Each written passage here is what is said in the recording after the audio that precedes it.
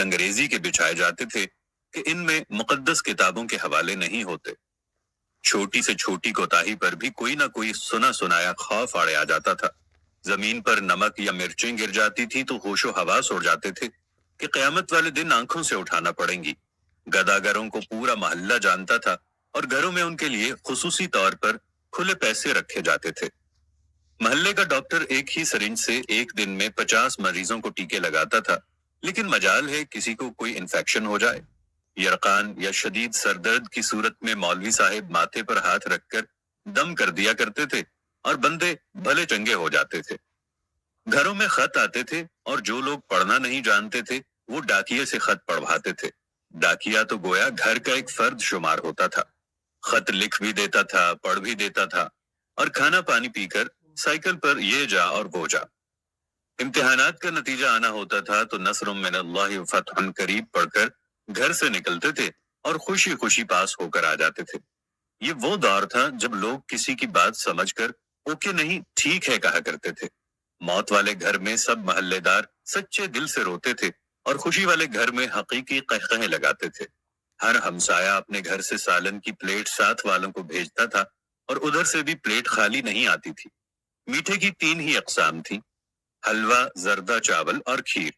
Ice cream دکانوں سے نہیں، لکڑی کی بنی ریڑھی سے ملتی تھی جو میوزک نہیں بجاتی تھی۔ گلی گلی میں سائیکل کے مکینک موجود تھے، جہاں کوئی نہ کوئی محلے دار قمیض کا کونا منہ میں دبائے پمپ سے سائیکل میں ہوا بھرتا نظر آتا تھا۔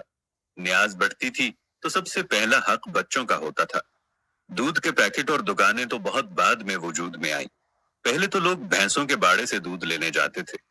گفتگو ہی گفتگو تھی، باتیں ہی باتیں تھیں، وقت ہی وقت تھا۔ گلیوں میں چارپائیاں بچھی ہوتی تھی، محلے کے بابے حقہ پی رہے ہوتے تھے اور پرانے بزرگوں کے واقعات بیان کر رہے ہوتے تھے۔ جن گھروں میں ٹی وی آ چکا تھا انہوں نے اپنے دروازے محلے کے بچوں کے لیے ہمیشہ کھلے رکھے۔ مٹی کے لیپ کی ہوئی چھت کے نیچے چلتا ہوا پنکھا سخت گرمی میں بھی ٹھنڈی ہوا دیا کرتا اور فریج کے بغیر بھی مٹکے اور سراہیوں کا پانی ٹھنڈا رہتا تھا۔ پھر اچانک سب کچھ بدل گیا۔ ہم قدیم سے جدید ہو گئے۔ اب باورچی خانہ سیڑھیوں کے نیچے نہیں ہوتا، کھانا بیٹھ کر نہیں پکایا جاتا، دسترخوان شاید ہی کوئی استعمال کرتا ہو۔ منجن سے ٹوتھ پیسٹ تک کے سفر میں ہم نے ہر چیز بہتر سے بہتر کر لی، لیکن پتہ نہیں کیوں اس قدر سہولتوں کے باوجود ہمیں گھر میں ایک ایسا ڈبہ ضرور رکھنا پڑتا ہے جس میں ڈپریشن، سر درد، بلڈ پریشر، نیند اور وائٹامنز کی گولیاں ہر روز موجود ہوتی ہیں۔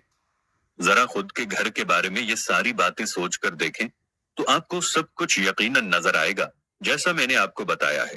آخر ایسا کیوں ہے؟ کیوں ہم اپنے بیسک قسم کی زندگی سے ہٹتے چلے جا رہے ہیں؟ میں آج بھی آپ لوگوں سے کہہ رہا ہوں، آپ ساتھ والوں کے دکھ درد بانٹنا شروع کر دو۔ آپ غریبوں کے دکھ میں درد بانٹنا شروع کر دو۔